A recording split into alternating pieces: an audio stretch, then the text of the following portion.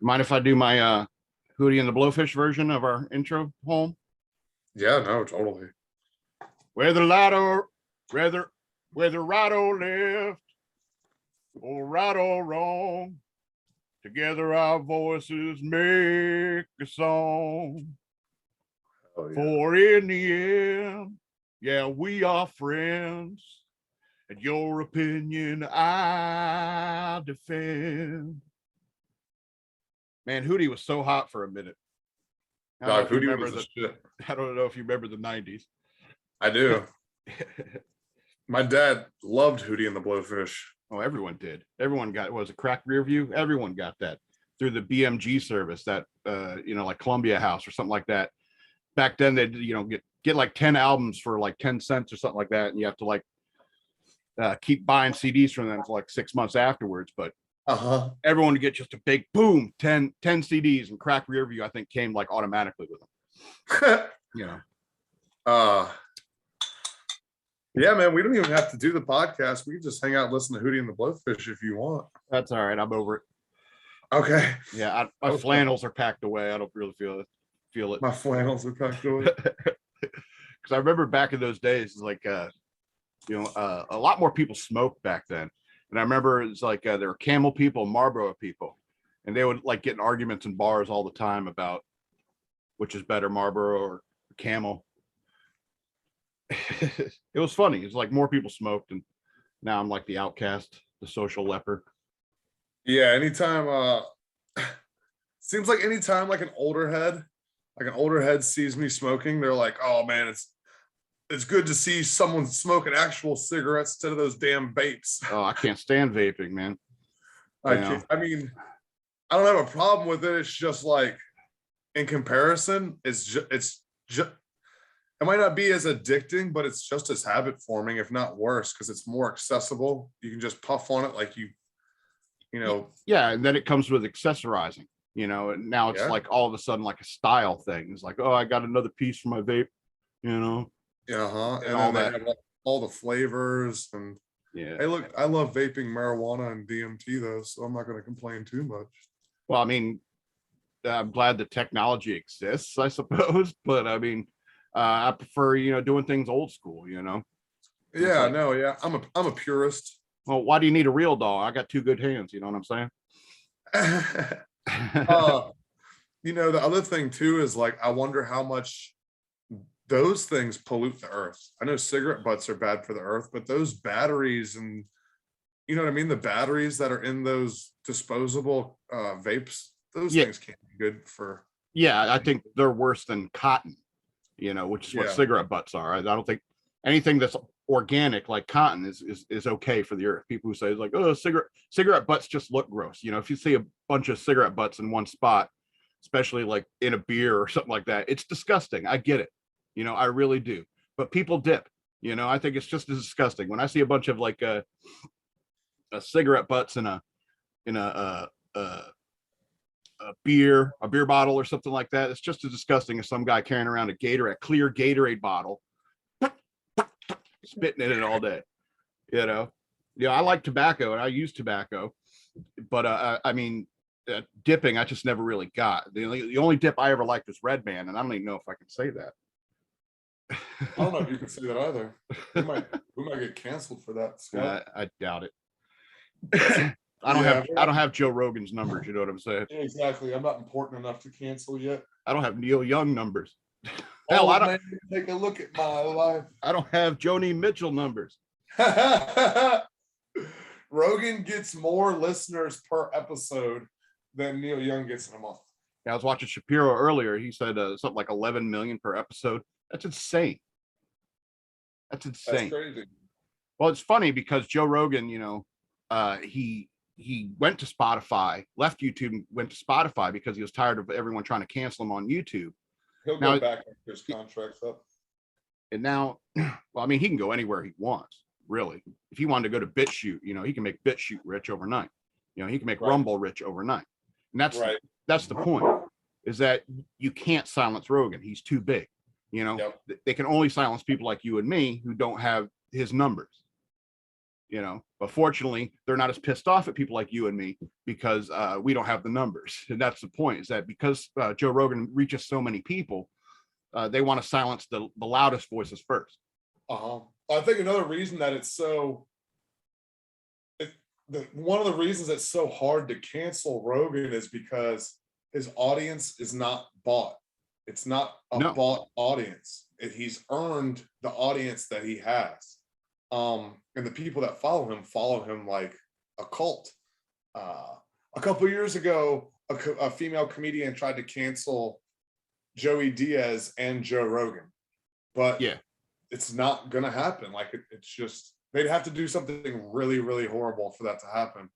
Because like I said, their audience isn't bought. It's not like Chris D'Elia, who had a show on NBC or what the fuck ever it was, and you get all that audience from that. You know what I mean? That kind of like mainstream bought, advertised, paid for audience, as compared to Rogan, who's just been grown organically over years, decades. Yeah, I mean, I think that Joe Rogan, because his listener base is so much like people like him, who want to hear these alternative viewpoints. Right. There are people who are not afraid of hearing a difference of opinion.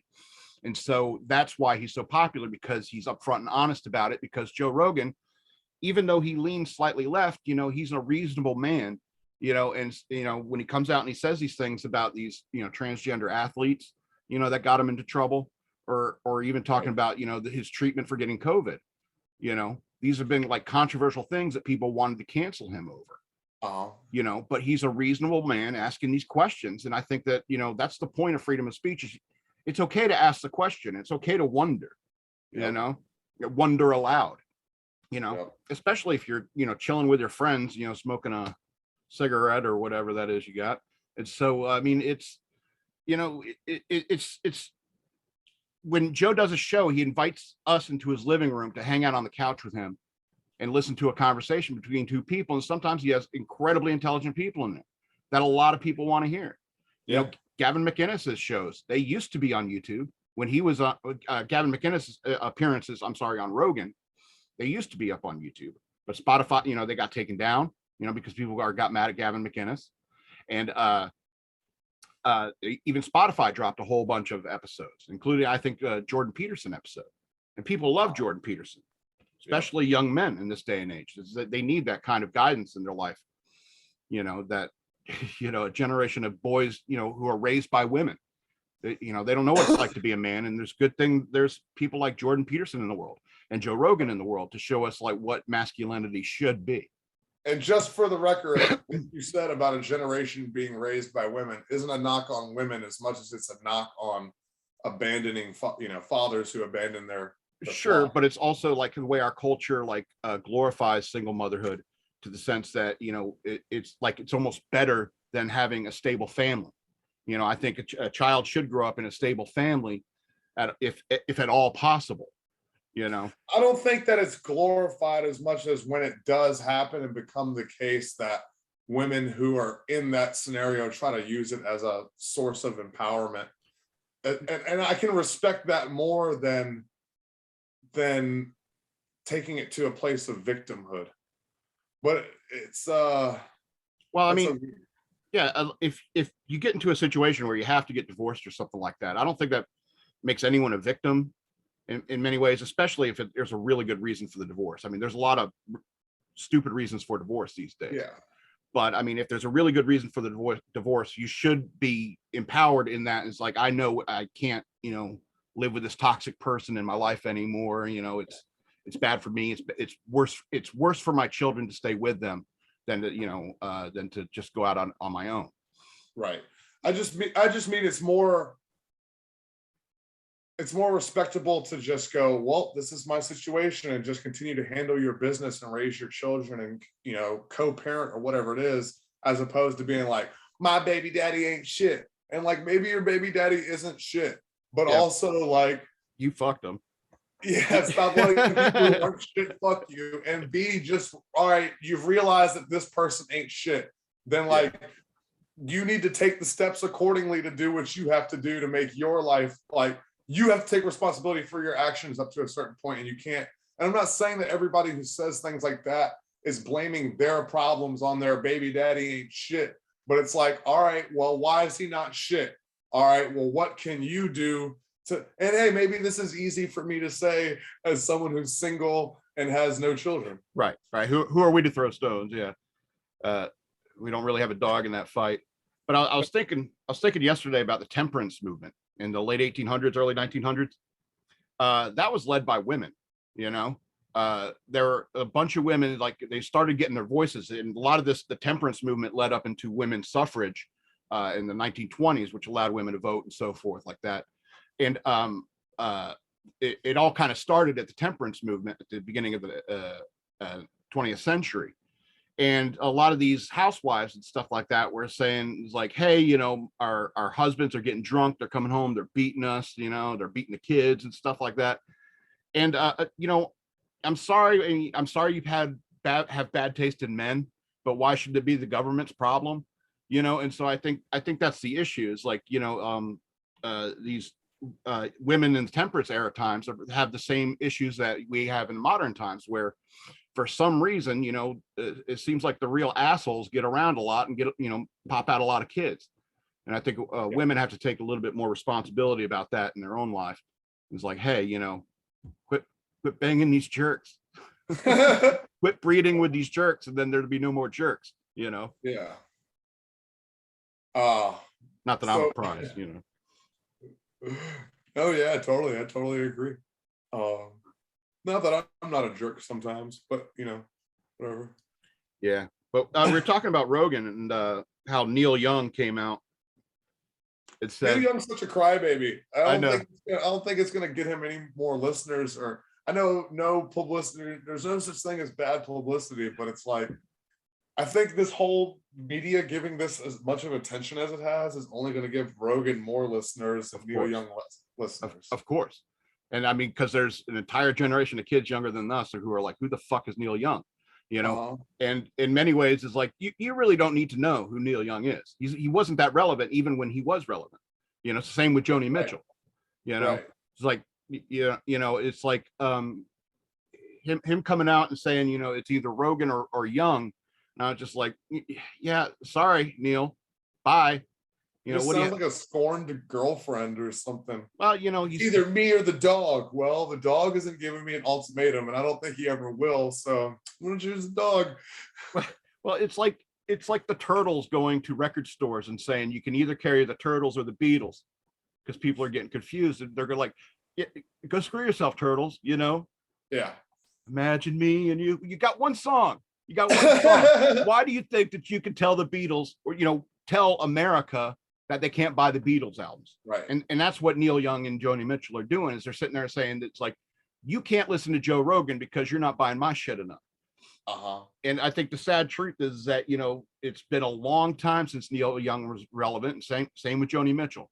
You know, and they're just they're like Madonna posting naked pics on Instagram, just trying to stay relevant because you're addicted to fame.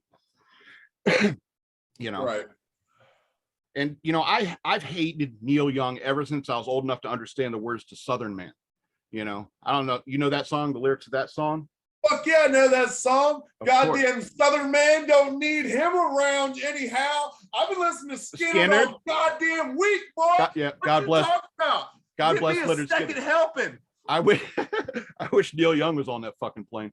I do too. I wish Neil Young was on that goddamn plane. Thanks for saying what we're all thinking, Scott. Yeah. I always like to imagine Skinner in the fucking studio making a diss track like, yeah, Neil ain't ready for this shit. Yeah. Being so mad because just the way that Neil Young, like, I remember when the news first broke about Neil Young, and my first reaction was, oh, gee, I never heard of a judgmental Canadian before, you know? And so and that's that whole Southern Man song is this stereotype that people from friggin' Winnipeg think of the South, you know? Right.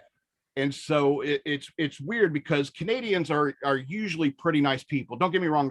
There's tons of assholes in Canada. It's just that they keep them in Quebec, you know? And so it seems like they'll get rich and famous and then they'll turn into assholes, you know, to Celine Dion, you know, Alanis Morissette. Yeah. Justin Bieber, you know, Yeah, Justin Trudeau. And so, I mean, is he Canadian? Really? Pretty sure. I love Jim Carrey though, so I'm just naming names at this point. Yeah, and so nobody. You know, I hate that kind of stereotype as a man who's grown up most of his life in the South, even though I was born in the North. You know, and so I mean, I've seen racism in both places. You know, it's different in the South than it is in the North. Yeah. You know, so yeah, it's hard to explain how it's different without getting too vulgar about it. Oh yeah, and the thing is too, Neil Young is this Neil Young Joe Rogan thing is almost a perfect like portrayal of the switch from anti-establishment rock and roll to what Bill Hicks called like Pepsi rock and roll. You know what I mean? I'm George Michael, buy Coke, buy Pepsi. But Neil Young's classically the Southern man that song's about. It's also about like race riots and civil rights issues. Like I get it. Yeah. The song Ohio is about the Kent State shooting. Kent State, yep. These guys. No, I know. Kent State pisses me off too, buddy. Yeah, Bo was like, oh yeah, I fucking hate them. But classically, these rock stars are like anti-establishment, anti-government. Now they're Rage Against the Machine, and now they're like, get your vaccine and fuck Joe Rogan. Listen to the man. Do what the man says. I would love to see how Maynard, Bo, calm down. How Maynard James Keenan, the lead singer of Tool, Perfect Circle, and Pussifer, feels about Rogan right now, because he's been on Rogan twice. He went on there, and I mean that's where they first promoted the album and the tour through when they put out the new album recently. Okay. But Maynard has also come out and he's like pro-vaccine and against like anti-vaxxing and stuff like that. I don't know. It's just interesting to see all these different rock stars. Same thing with Rage Against the Machine. It was like as soon as Trump got in office, now they identify the government with that figure, as opposed to like the figures that were trying to limit free speech and put parental advisory stickers on. The people that Dee Snider and Rage Against the Machine and like Two Live Crew and all these different people went to Congress, fight about. Absolutely. Went to Congress. Absolutely. And now they're all very, and I haven't seen any of those people specifically that I named, but right. Neil Young has typically come off as that type of person who's anti-establishment, anti-war, don't trust the government. Like, well, you get rich enough, you become part of the establishment. And that's the issue. Right. I think we're all becoming instruments of our own demise to an extent, whether we realize it or not. I'm smoking a cigarette. I know all about it. We've been hypnotized either this way or that way.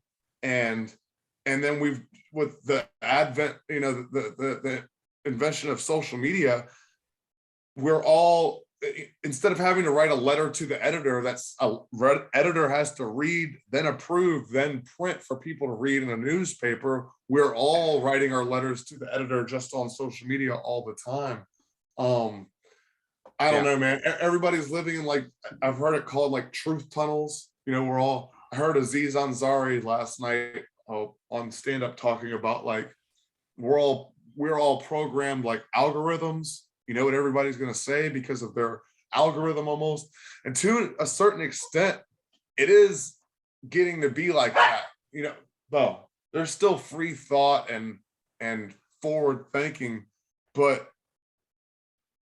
at least from my view, absolutely. I think Joe Rogan shows an example of that.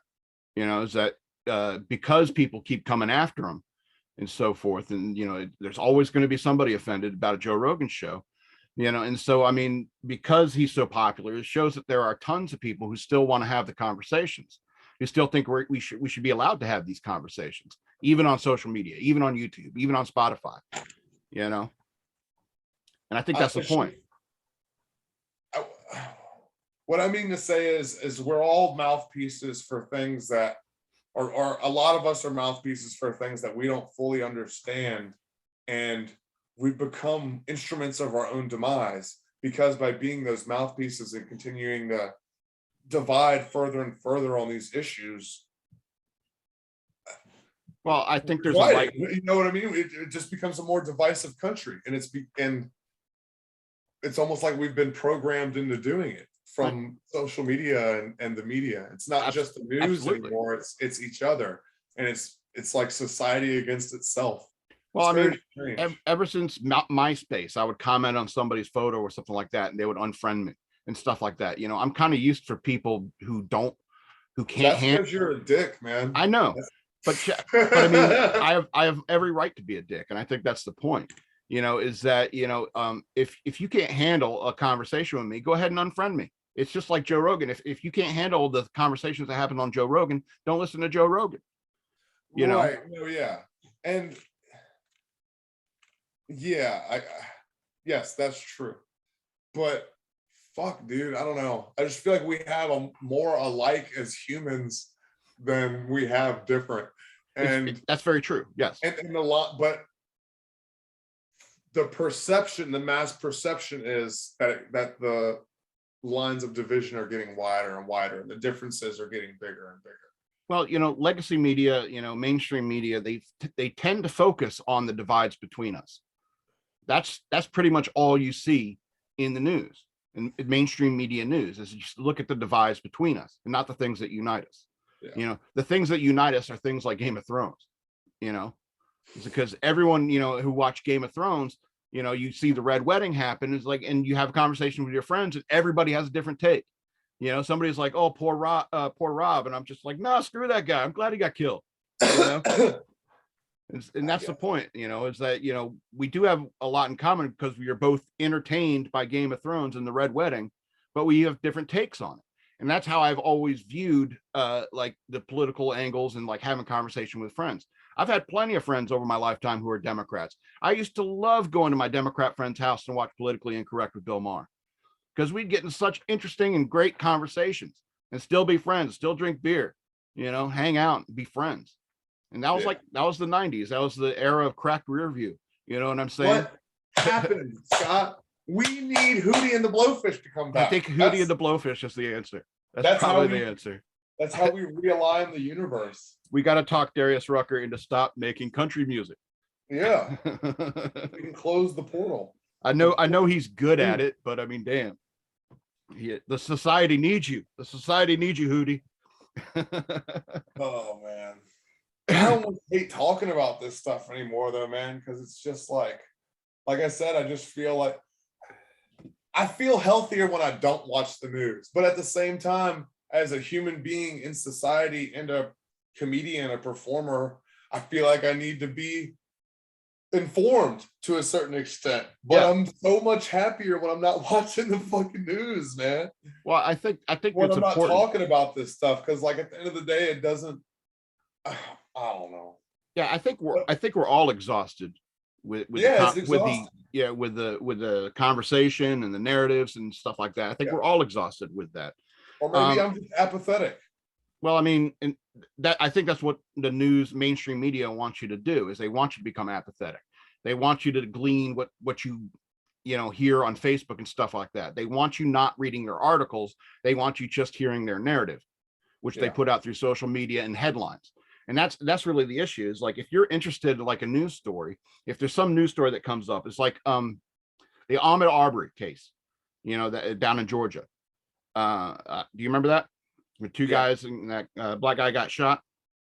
Anyway, when that news story broke, I looked at it from Fox News, as that's usually where I first get my news. I looked at it at Fox News and I was just like, okay, I see what Fox News is saying. This is obviously probably it's like one of those Wikipedia articles that's highly in dispute and so forth at the current time.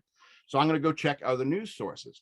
And unfortunately, there's very few people like me who will go to CNN, who will go to Daily Wire, go to other sites and websites and read about this story to see how the spin is going everywhere else. And unfortunately, there's very few people who do that. You know, like you said, we live in these echo chambers where some people will only go to Fox News or only go to CNN or MSNBC or whatever. And they consider that to be their definite news. And it's just something they have on in the background. They just want to pick up the basic gist of what's going on. And those are the kind of people who I don't think should be casting ballots, if you ask me, you know, because you can't be casually interested in politics and not do the research. You know, I was listening to Gavin McInnes the other day, and they're making fun of it's an older episode, and they're making fun of when Nancy Pelosi started reading off all these names during the Black Lives Matter protests. And she says, like, Trayvon Martin, you know, it's like, you are the Speaker of the House and you don't even read the news. You don't even listen to the news. You don't know how to pronounce Trayvon Martin, you know? Right. It irritates me. It's like, that's your friggin' job, you know? And, you know, especially when it comes to Congress, it's like, you know, every time the bill comes out, you know, none of them read it. They just get the gist and they vote on it based on the gist. Right. And it's like, that's your job, is to read those bills. Right. Yeah, you're the one that went to law school, because you're all fucking have law degrees for the most part. Yeah. That's why you did it, so you could read all this jargon that all these bills are written in. So yeah, so you can understand it. Yeah. So you can understand it and relay it to the people who voted you in. Yeah, your constituency, absolutely. Understand their opinion of it, and then make it's, you know. Yeah. But I guess that's why we're supposed to vote those people, and, you know, in societies and villages and kingdoms and whatever is, you know, it's, or rebel against people, is because we put them in a position of power because we trust them to make the hard decisions when we can't. But well, yeah, more and more it's looking like, I don't know, people aren't making people aren't making the right decisions. I agree, and I think even if the right decision is the hard decision.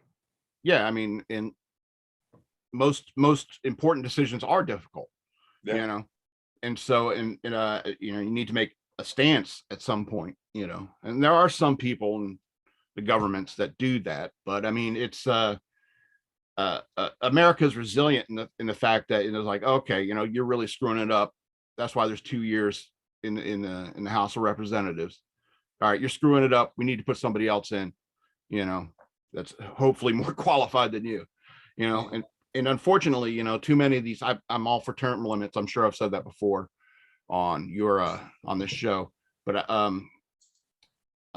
you know, if somebody's doing a horrible job, you know, we need to get them out of there. And unfortunately, because it takes time for a term to pass, you know, it's the same thing with like all these people saying, oh, another 3 more years of Biden, how are we going to live? And it's like, you know, that's terms, you know, you got to come to terms with the terms. Yep. And it takes time. Didn't fucking click accept on the user agreement when I was born in this goddamn soul prison that I'm attached to? Are you talking to your body, your meat puppet? Yeah. The crazy part is when I fucking sit back and really realize that I'm not my thoughts or the things that I'm saying. I'm actually the observer behind them, watching them happen. The silent observer. And that this is all some weird act of my ego. Sometimes I get caught up in the game, though, the illusion of ego. And then I start like being like, I think I know things. And that's why I'm just like, I don't want to fucking talk about this shit anymore, man. Well, I understand. But that's what worries me, that maybe, you know, fucking Eastern philosophy and New Age practices and all this weird mysticism and shit that I've studied is actually some like apathy fucking serum, or you know what I mean? It's like I just call it a waste of time. It makes me when I start thinking about the universe and grand scheme of those things, as far as like mysticism and fucking Eastern philosophy and you know, consciousness and afterlife and shit like that, it makes me really apathetic about it. Just makes things that everybody else sees as like these high priority issues, it makes those issues seem even like more minuscule to me. Yeah, more trivial. Absolutely. More trivial. Yeah. I see what you're getting at. But I understand that like part of the human experience, or at least from my perspective, because at the end of the day, I don't know anything. I just know what I think that I know. Okay. Okay. Oh, tangents. Okay. Busy, man. Well, I mean, we all have our own priorities and stuff like that. And in many ways, you know, the day-to-day stuff is like, oh, there's troops in Ukraine or whatever like that. All that stuff, you know, is not really what's relevant to your life, you know, until that what's going on in Ukraine is really on your doorstep. Knocking at your front door. Yeah. Right. And that's what I was trying to say is like, what I do believe is having a practical understanding of this realm and the game that is being played, that we're all playing with money and politics and land and social structures, all these social things, that does play into, there is a spiritual aspect to all of that as well. You know what I mean? They say, like, you know, you're not entitled to the fruits of your labor, you're only entitled to your labor. And God hides himself in the haunts of every craft and creature and creation. And that means that, you know, Jesus was a carpenter, you know, hammering a nail, building a fire, having an understanding of social orders and social structures and geopolitical having an understanding of those practical things does tie into the conceptual and spiritual things that I like to talk about and think about, that sometimes let me get apathetic and think, oh, well, these things don't matter as much because in the end, you know, I tried so hard and got so far, in the end, it didn't even matter. But while those things are happening, those practical things, this physical, you know, things. Yeah. I mean, you do need to engage with it. That's part of this experience. That's part of the joy of this experience. It's part of the spirit of this experience. But I'm trying to get closer to a love-based, you know, Christ-like cosmic consciousness. And it's hard to do when fucking George Stephanopoulos is like, tonight we're going to talk about Neil Young, Joe Rogan, and Ukraine. You're like, what the fuck is going on? Is Tom Brady going to retire from football? I must know. Well, I mean, I think my problem is because this is all from my perspective. Everybody isn't dealing with these things. Is I need to find balance, and find a way to balance those things between, like, checking social media, watching the actual news, and like meditating and fucking being in nature and like drawing a picture. Well, have you seen these videos of like people freaking out on other people in public because they're not wearing a mask or something like that? Have you seen any of those? Yeah. Well, those people, they sit there and they watch the news, right? And then they like react emotionally to it. All right. It's like, oh, this virus is out there, we're all gonna die. You know, and all of a sudden I have the authority to like tell other people how to live. It's like, you need to wear this mask or get out of this elevator or whatever like that. You need to wear a mask, you know? And so those are the people who are reacting emotionally to it. In many ways, when you read the news, you need to disconnect emotionally, you know, right? Because you can't let that kind of panic seep into your life, because that ruins your life and other people's lives. You know, those people who are freaking out, you know, I feel sorry for them, that they're so dumb that they can't understand how to manage their emotions properly. Right. You know, and so that's something I'm still working on. I'm a fucking 30-year-old man. Exactly. We are all works in progress, and we all have to, you know, prioritize what's important. You know, what is written on our gravestone is not something like, here lies the madman, he was right about COVID. That's, you know, you know, here lies the madman, you know, beloved uncle, beloved, you know, son, you know, beloved brother, you know, beloved friend. Those are the things that are written on your tombstone, and those are the things that matter in our lives. You know, and you're sitting there talking about Jesus and stuff like that. And I think absolutely, I think religion and spirituality is a very important aspect that a lot of people in this day and age are missing. I've been a Christian for a long time, and I love Jesus. I think he's cool as hell, you know, And so Jesus is rock and roll, he's dude. metal. Jesus is Jesus the is real metal. Rage Against the Machine. Absolutely. The state fucking killed him. The police, bro. Yep, because he was like, Rage Against the Machine shot a music video where they like shut down Wall Street for a day or some shit like that, right? I think Michael Moore's fat fuck ass directed it. He was all about that, I'm sure. And but Jesus went into the temple that they were using as a marketplace and as like he got pissed. It was like the New York Stock Exchange. It was of those times of the and he fucked that shit up. And like there was a lot of things that he did that were against the status quo and were like dissident in nature. Yes, absolutely. And people don't understand that his story is so misconstrued and then it's misinterpreted and then taught. I don't know if it's purposefully fucking taught wrong, but it's taught wrong for the most part. It's like Catholicism is it's a religion indoctrinated in guilt. You know, you can never be equal to Christ, and like, and then the political party who adopted Christianity is like we're the you know the Christian right, we're the religious party. Those are the ones who are like that everybody became rebellious against, and then they started associating the Bible and Jesus with you know fucking Ronald Reagan, and it's not true. Jesus is not Ronald Reagan. No. Jesus is Jimmy Carter, JC. Oh my God.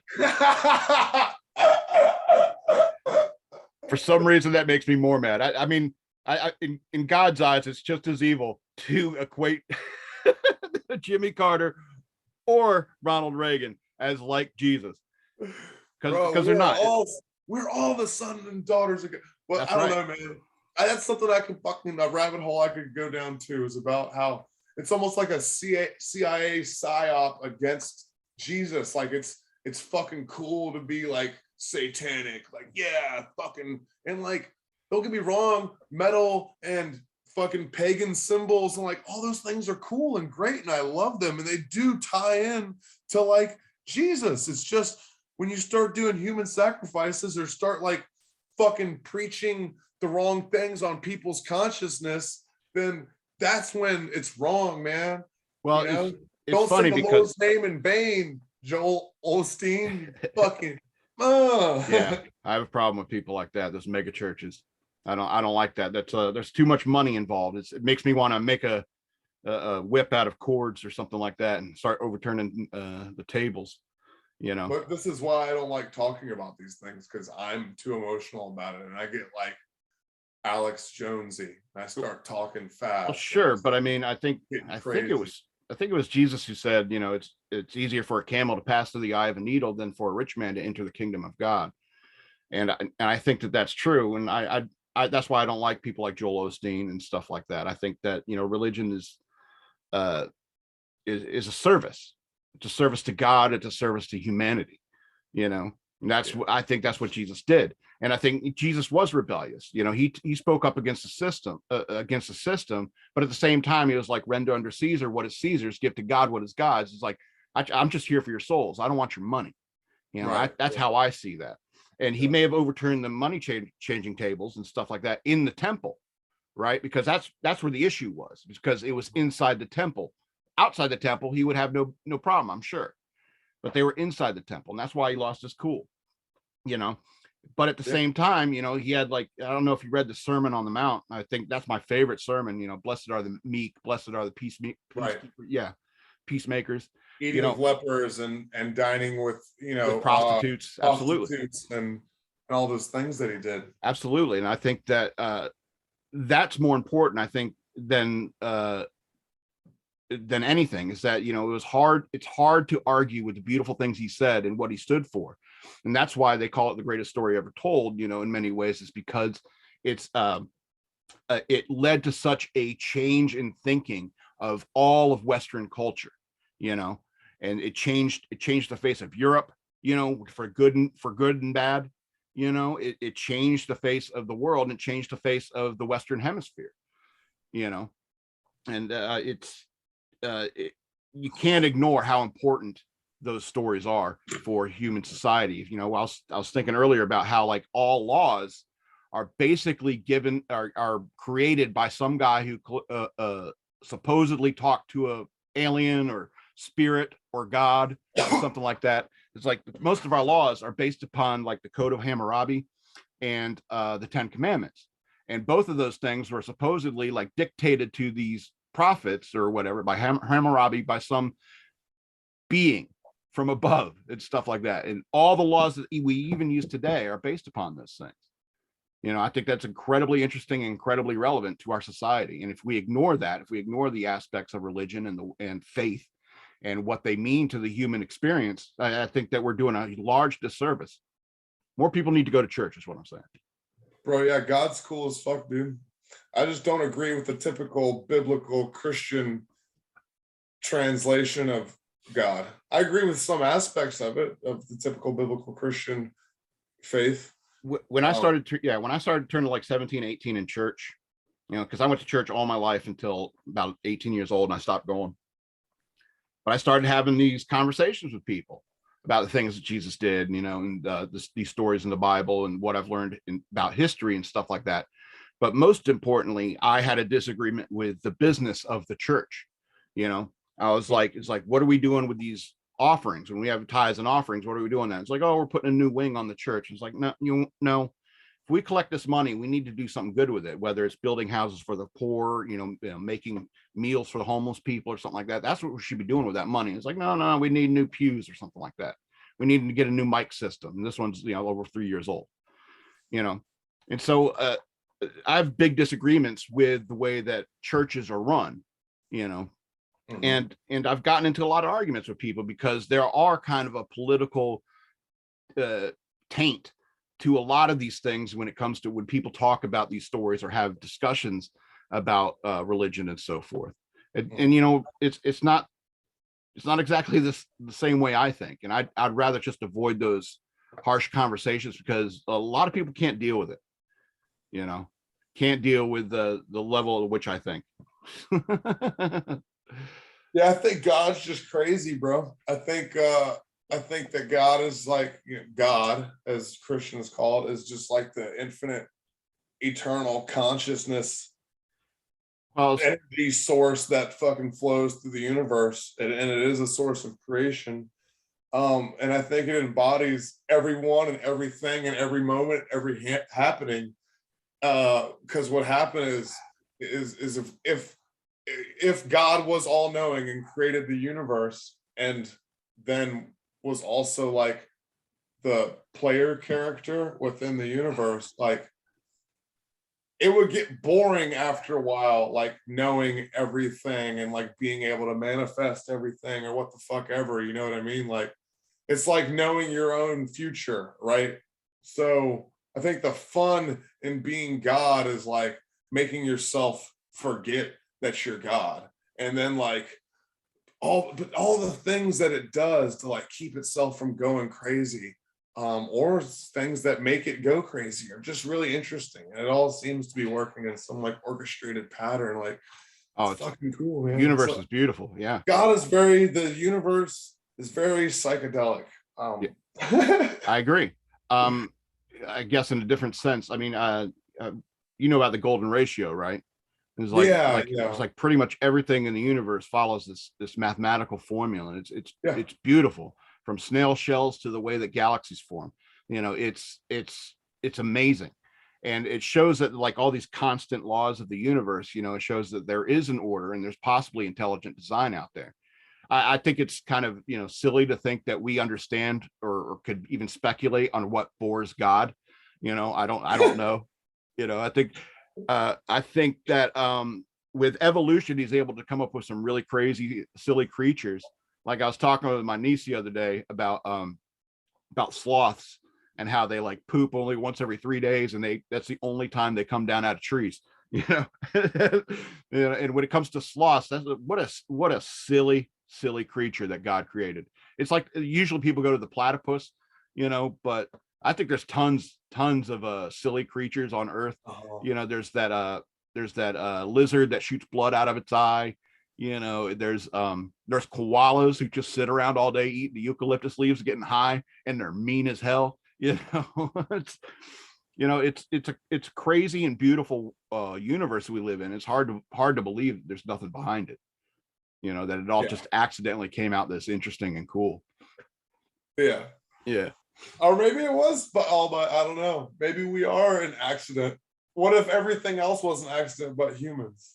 Yeah. I don't know. I think that is the case. We even speculate on things at this point, because I'm so deeply entrenched in the notion that there is, after you have a certain amount of psychedelic experiences on certain psychedelics, it's like hard to deny that there's something that we don't see. There's something beyond the veil, like that we don't understand.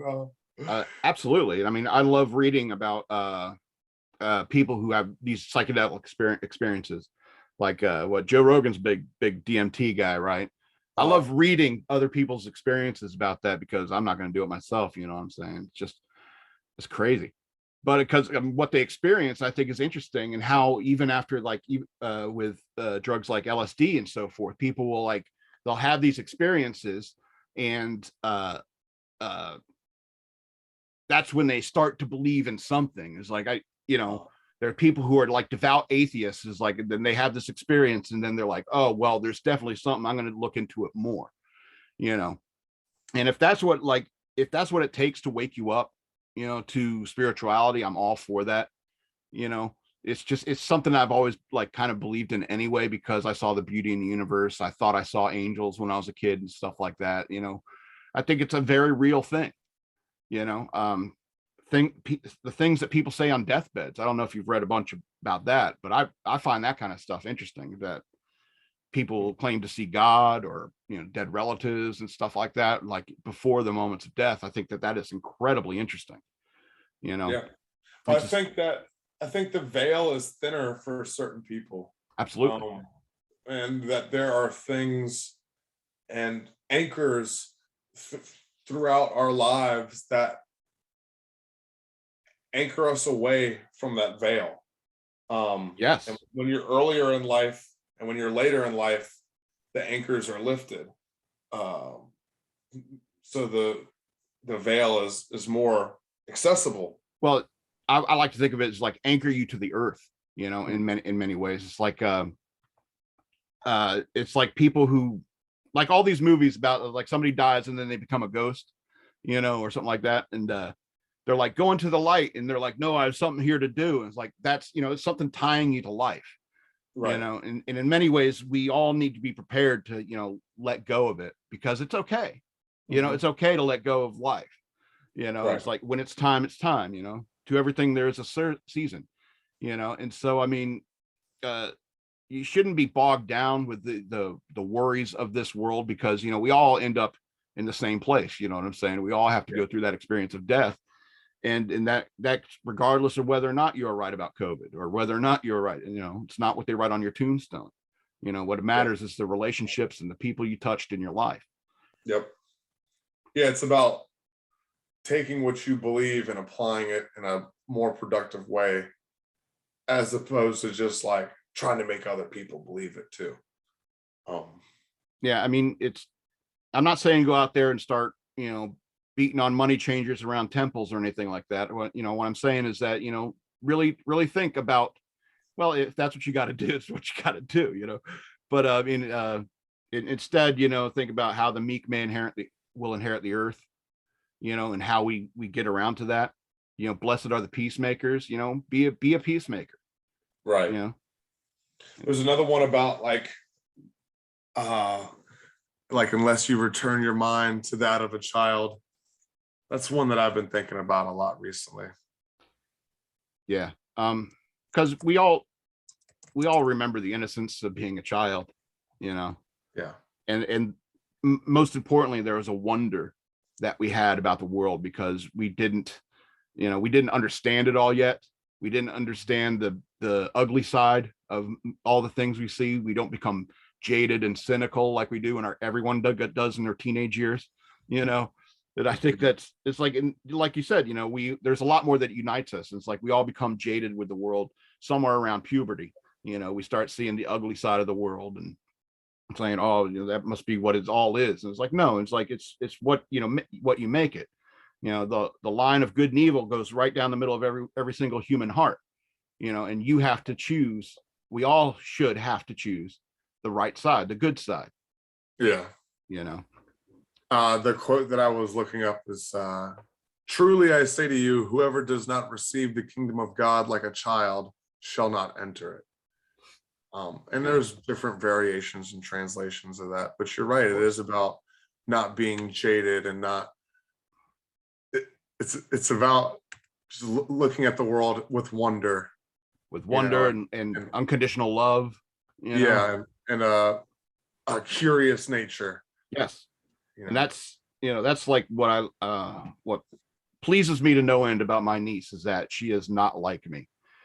She looks at the world and sees beautiful things, sees interesting things everywhere, and she's not afraid of people. She'll ask questions and talk to them. And I was never like that. I was very standoffish and shy, and I'm so happy she's not like me in that regard. Remember when we were kids on like a playground and it was just like, oh, I like the same color. Like, oh my God, we should be friends. Best friends forever. We were just like not shy to like talk to each other, like, and then as you get older, each grade, the more social orders and structures and things like that, and fashion, and he pees with his pants around his ankles. Yeah, exactly. Right? He doesn't drink. Things start happening. Yeah, remember when Chad pissed his pants in second grade? And all those little social orders and things and all that, And it begins. His birthday party was he didn't invite Megan to his birthday party, or theirs was at Funland. Well, his was at Chuck E. Cheese. Did you go to Tom's party? He had a pool, man. And it comes from culture, society, the villages we grow up in, whether it be older brothers and sisters, our parents. My parents, my dad especially, like, inflicted his ego on me a lot as a kid. You know what I mean? Like, it becomes this thing of like, I've heard, comedians talk about, all right, well, I fucked up, and now it's like, here's my second chance. Like, I'm gonna fucking ruin you too. But there are some aspects of that that's like, a child can become an extension of your ego. Absolutely. If you let it. And absolutely.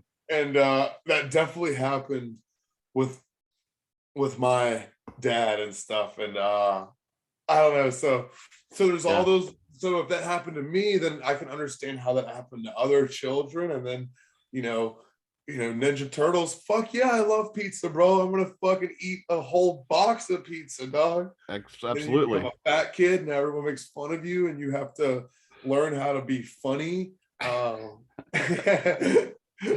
suppose. Start reading and playing video games. Yeah, I guess I got to be smart since I can't be hot. I'm still not smart. I'm just, I don't know. I know enough. I know what I know. All right. Yeah. So fucking, man, far out, dude. Did you want to talk about Ukraine or no? Yeah. No, yeah, we can talk about Ukraine. You think World War III is on the way, Scott? I hope not, because our military is a mess right now. It's just a series of things. You could start see it happening. It's like once Biden got out of Afghanistan, and it was like drop everything and run, kind of getting out of Afghanistan. That makes people like Russia and China say, oh, they start eyeing up. Russia starts eyeing up Ukraine, massing troops on the border. Because they know Biden's weak and he's not going to do anything about it. They're too worried about making sure every transgender kid has a bathroom and stuff like that in America. They're not going to worry about important and things. The vaccine, because what doesn't exist in Russia? Transgenderism. What doesn't exist in China? Transgenderism. Thailand's a different story. But it's those guys have not stopped being the crazy masculine countries that they've always been. And so they see the weakness of the American regime, especially after what happened in Afghanistan, and so that's why they feel emboldened. And so if Russia goes into Ukraine, I guarantee you the next domino that's going to fall on is Thailand, and China's going to take that. And so I don't know if that would even participate in world war, and I think that's why they think they can get away with it right now. Is that because the U.S. won't do anything, and probably the West won't do anything if the U.S. doesn't do anything. You know what I'm saying? Because we're kind of the leader of like NATO and UN and all that.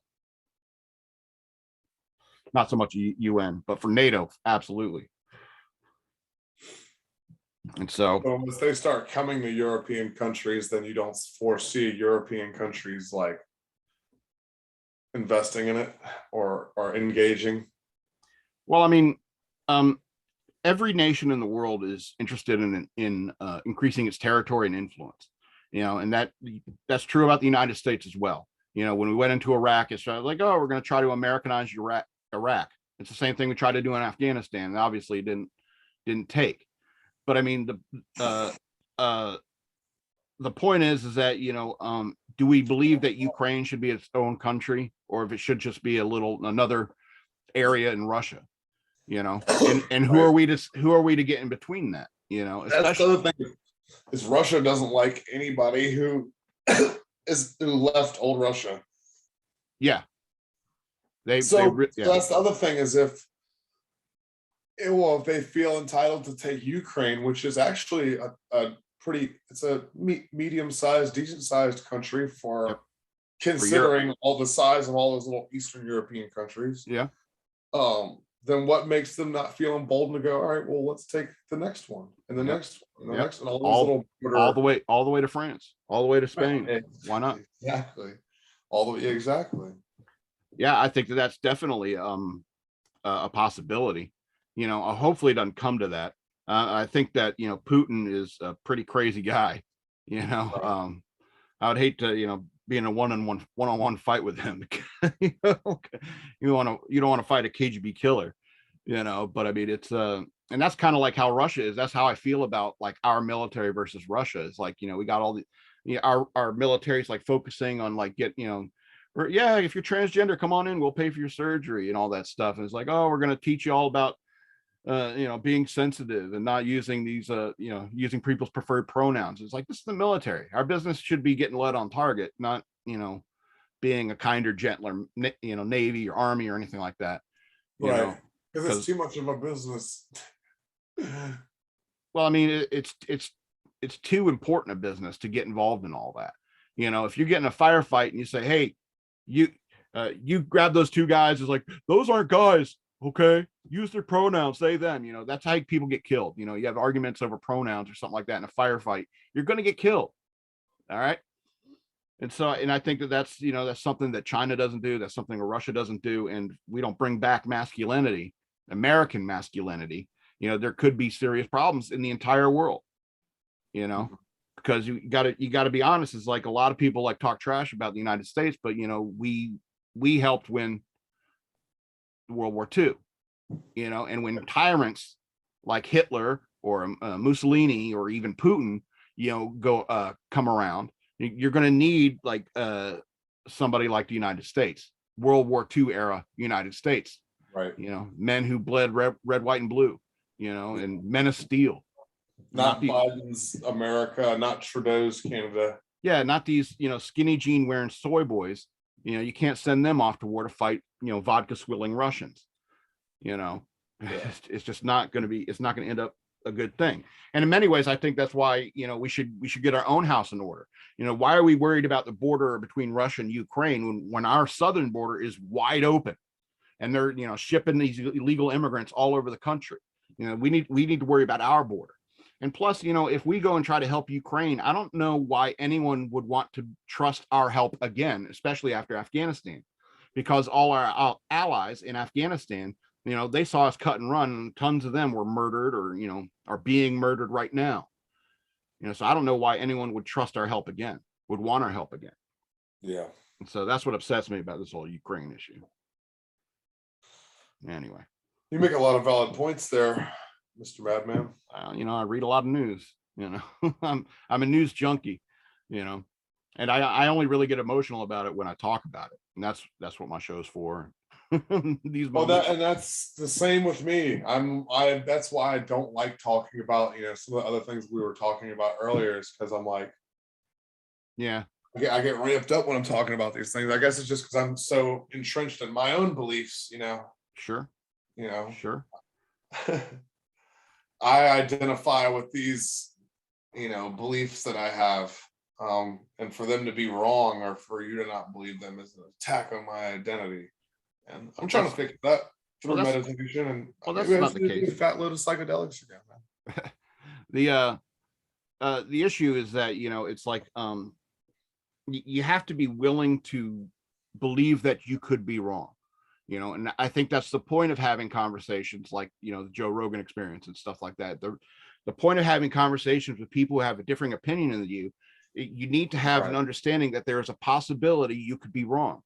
Right. And that's probably the definition of don't be righteous, is having the idea that you could be wrong.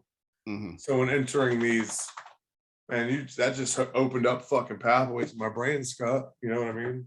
All the different things I talked about earlier about Christianity, and I did try to, talk about that too, that I only know what I think I know. Yeah. But yeah, to just have the idea of, well, I could be wrong when talking about Christianity or Joe Rogan and Neil Young and, these different topics. It lightens, it's light, you know what I mean? It's sure. But I mean, you have to keep. Thank you, Sensei. That's no problem. But the idea is you have to have your ideas be malleable, so that, as you gain information, your ideas should change over time. I guess it's I read too many detective novels when I was a kid, and I think they talked about it briefly in that first Sherlock Holmes movie, where you don't suit the facts to a theory, you suit the theory to the facts. And so that's very important, is that, you may have a theory or an understanding of some issue, and, as you gain more information, then your idea, opinion, or feelings about that idea will change over time. And as long as you're able to keep your thinking malleable, and able to, assimilate new information, then I think you're going to be okay in this world. But if you're a stick in the mud with the way that you think and what you believe and stuff like that, then that's when you start getting into trouble. That's when you start hitting people in elevators because they're not wearing a mask. Man, the elevator is they talk about like stepping through your shadow and doing like shadow work and like understanding your own darkness, things like that. Like Jordan Peterson talks about it, as a matter of fact. Okay. Yeah. And it's also like young shadow work. Yeah. So one place where I always see my shadow is definitely the elevator. That's one place where the dark thoughts emerge. And I get alone in an elevator with another human being. You know what I mean? It's just something about being caged. It's like, it's all right. Let's look. Well, I mean, because they make horror movies that start off with like two people get on an elevator. You know what I'm saying? Because it's not about getting trapped in the elevator. It's about like trapped in an elevator with a stranger. That's what's scary about it. No, it's just a vicious fucking thought that comes to my brain about like they're trapped in here with me right now. Like I could just fucking. Oh, you get like murder thoughts. Yeah. Oh, okay. I get like vicious. Yeah, I get that. I've been there.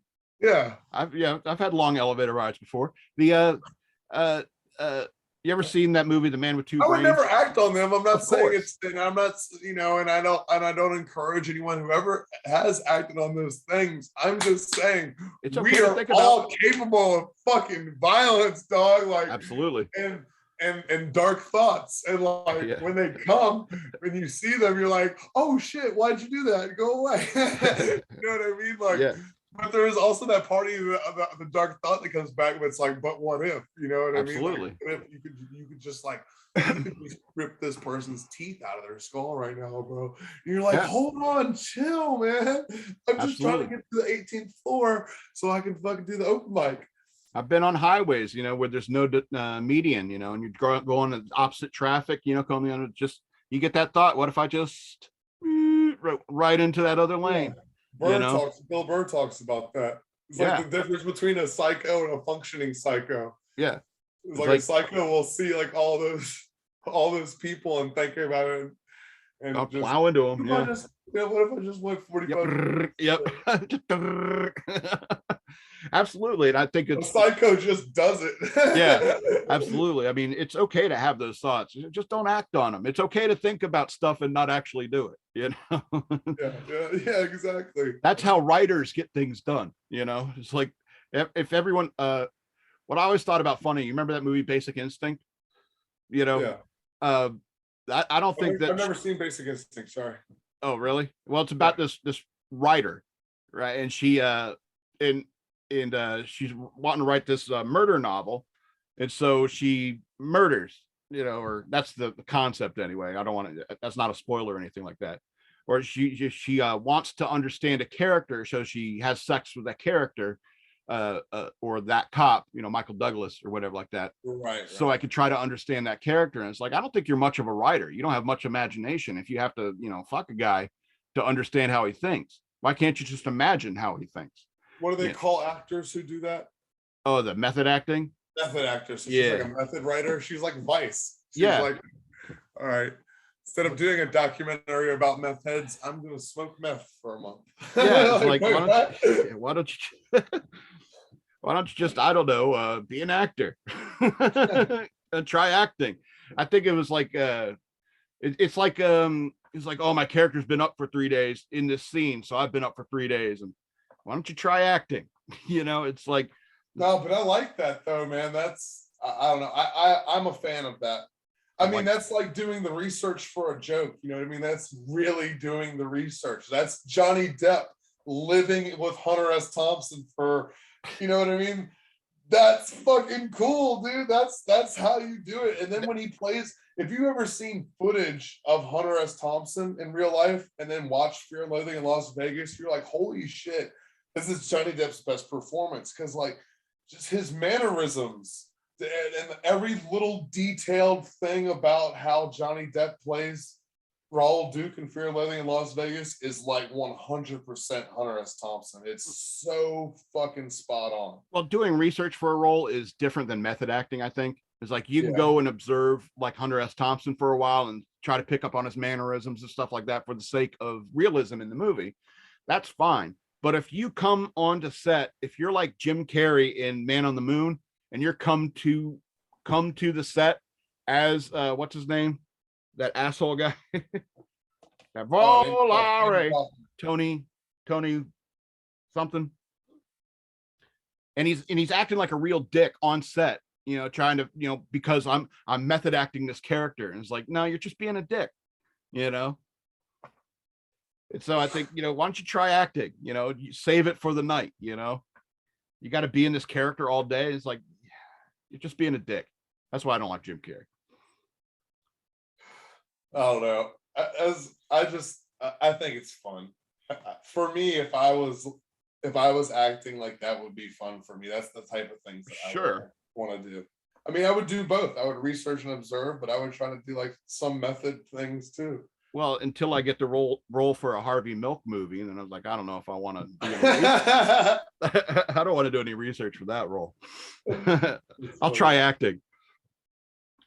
And speaking of what's his name, Sean Penn, he like hung around Pablo Escobar for a while, researching roles and stuff like that. Right, yeah. That's why he's so friggin' crazy,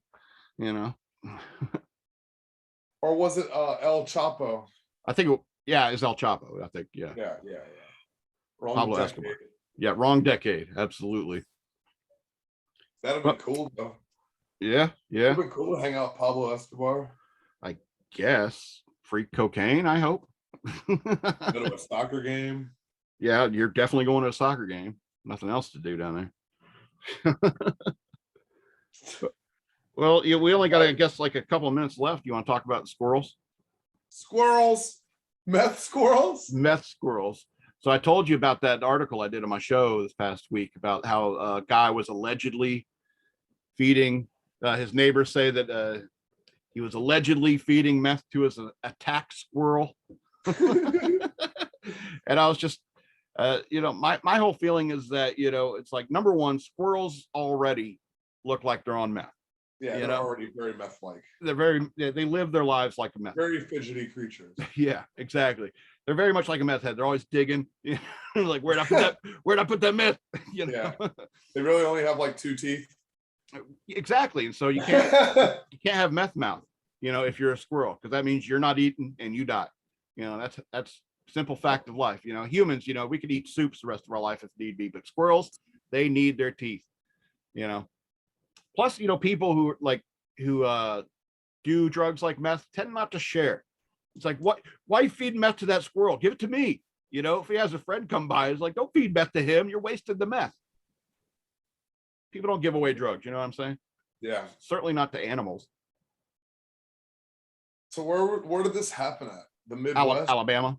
Alabama. Close to Florida. Was it in the Gulf Coast? Yeah, probably. Yeah, I think it was Southern Alabama. Gators there to feed meth to? Get you an attack gator. Step your game up, son. If you're selling meth, you have enough money to afford an alligator. To protect your stash. I bet there are like drug kingpins who have alligators to protect their stash. Dude, I feed bow meth all the time. Why do you think you won't stop biting people? Well, that makes a whole lot of sense. Whole lot of answers to questions right there. Also why he loves me so much. He's very loyal. Keep repeat customers always keep coming back. Scott, I do need to get off here. Okay, man. For my evening times. Absolutely, man. Well, it's been a good show. This is going to be number 12, man. And I'll I don't know. We'll figure it out. All right. All right. See you later.